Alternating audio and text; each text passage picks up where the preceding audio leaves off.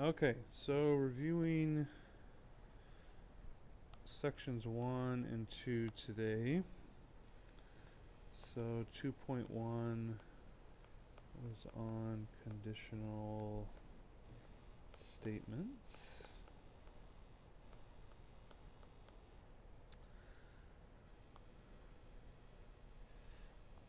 So we also call a conditional statement an if-then.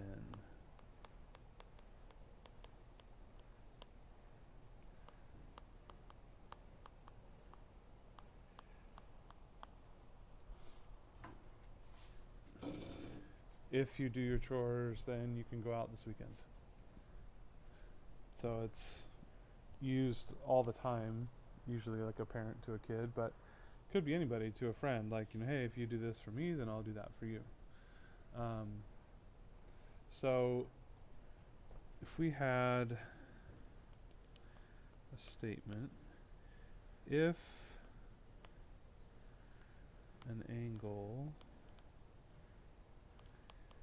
is 23 degrees, then it's an acute angle.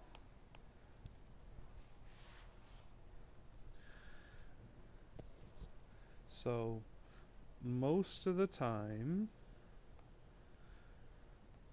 that's a true statement. So most of the time, conditional statements are true. And remember, you could write it as, or the shorthand version is P. You say this: if P, then Q. Just need to know that that's the shorthand for a conditional statement. Okay? So then we have a converse, which means we are going to switch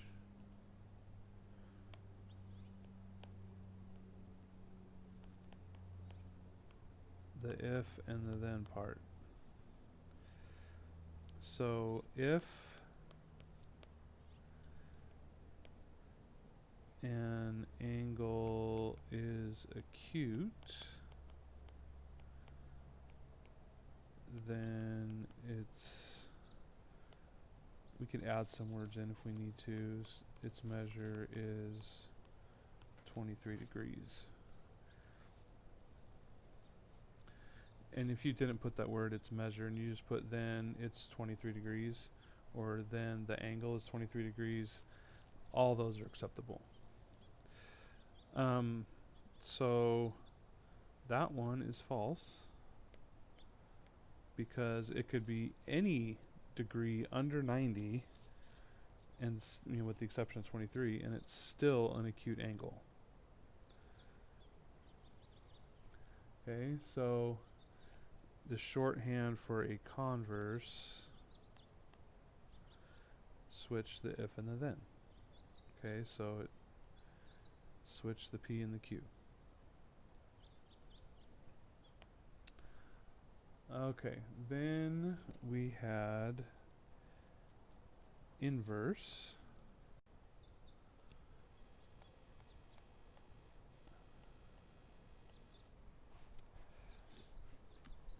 Which means that we are going to negate the if and then. And really, when we negate something, we just most of the time put that word not in the problem. Or something like isn't.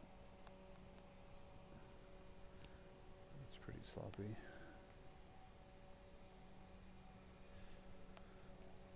It's just something that changes it from that it's supposed to be true to it's not true or whatever. But so if an angle isn't or is not, so using the word not, 23 degrees, then you could say it's not an acute angle. And that one would also be false, because if an angle isn't 23 degrees, okay, 25 degrees, it's not 23, then it's not an acute angle. Well, that's not true. 25 is an acute angle. Okay, so the shorthand for inverse is that kind of the top of a congruent symbol, but that means not, if not P, then not Q. Alright, and then the last one of these type, contrapositive,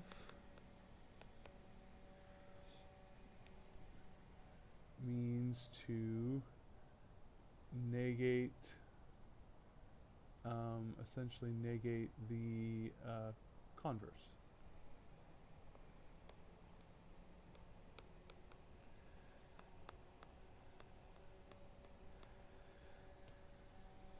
So in the book it says that you first write the converse, then you negate the if and the then part of the converse. So if you've already written the converse, you don't have to redo that part about it. So, all right.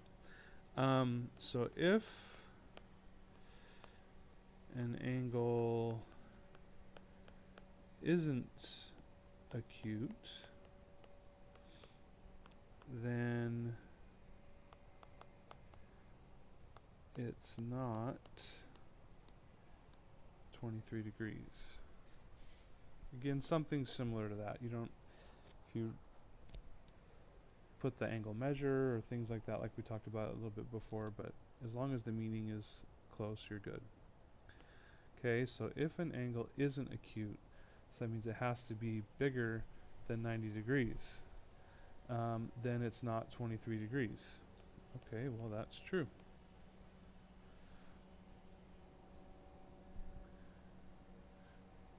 Okay, so the shorthand version of that one is to still use those negate kind of symbols, or the congruent type signal or symbol,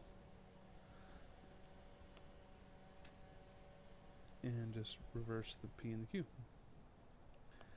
Okay, so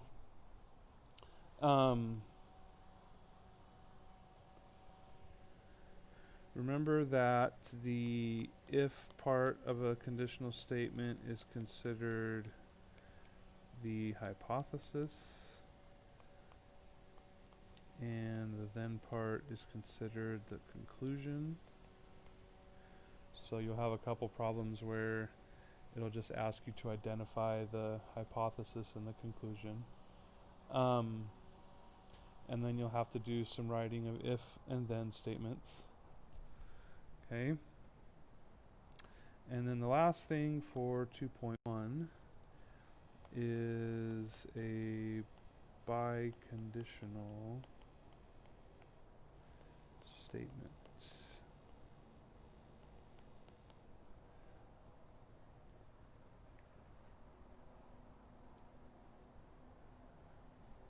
So this is when the conditional and the converse are true.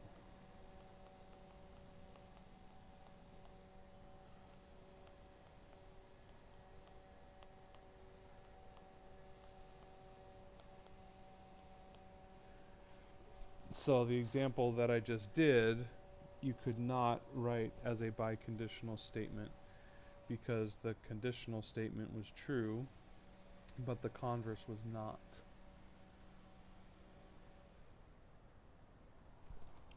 Okay, so one of the ones that always comes into mind with me is supplementary angles. So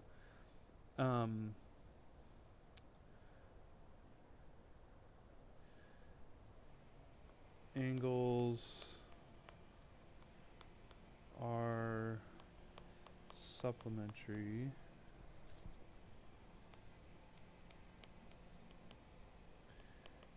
and here's another thing you have to do for biconditional: if and only if. Now you don't have to, probably should not have put the little quote there, but I'll come back to that. Angles are supplementary if and only if they add up to 180 degrees. So it's not an if then. So if you wanted to separate it out, you could say if angles are supplementary, then they add to equal 180. That's true. If angles add up to equal 180 degrees, then they are supplementary. That's true. So you can combine those as a single biconditional statement. And the clue for a biconditional statement, that didn't work good,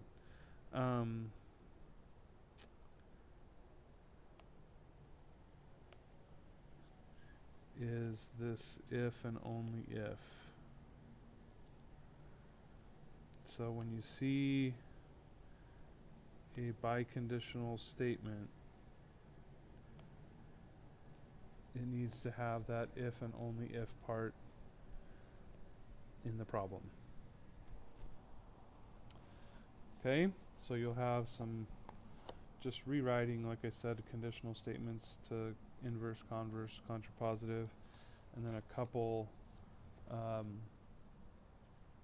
biconditional statements. Okay, so it's only, I think, 7 problems. It's not a lot.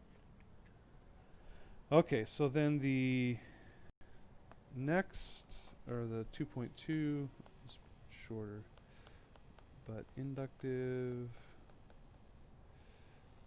and deductive reasoning.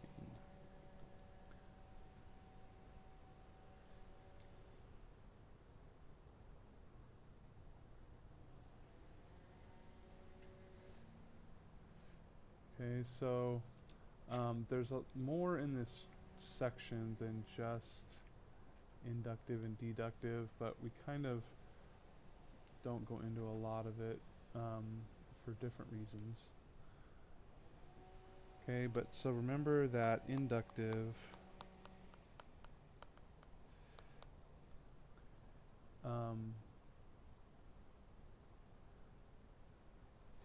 is making a conjecture. Remember, that really is another way of saying conclusion.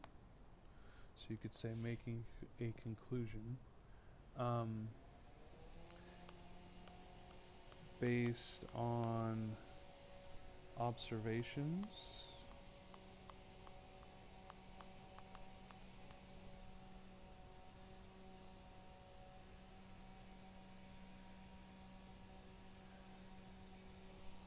patterns. I think the way the book describes it is patterns in specific cases, but patterns. Those are the two main ones. And like I said before, inductive reasoning is by far used more than deductive reasoning in mathematics anyway. But we do use some deductive reasoning. So uses facts, properties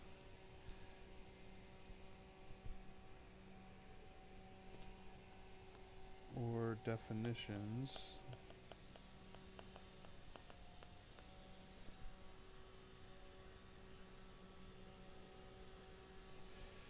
to make conjectures or conclusions. So we do use deductive reasoning when we're doing proofs, because we're using properties, definitions, and things like that. So, so really, the 2.2 worksheet is just a couple number patterns, and then some examples, and it just says decide whether inductive reasoning or deductive reasoning is used, and then explain your reason. So when you explain your reason,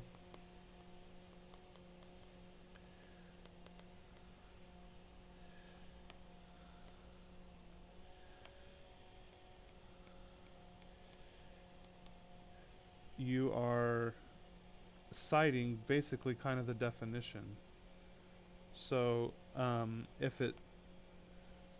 if you're using like patterns or specific cases, then you would your reasoning is, or you'd say I used inductive reasoning and explain your reason. Well, I used patterns to figure it out, or there was a definition that I figured out, so that's deductive reasoning. So it's just kind of use the different words that are in the definition as your quote reason. Okay, so you need to study this vocabulary.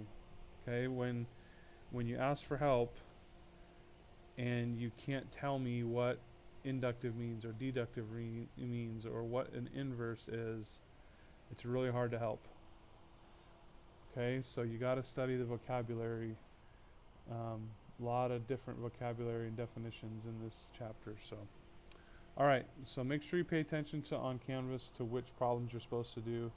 That way you're not doing extra, because that would be bad. And then if you have questions tomorrow, make sure you get them asked, because we have test Friday. All right, have a good rest of your day, guys.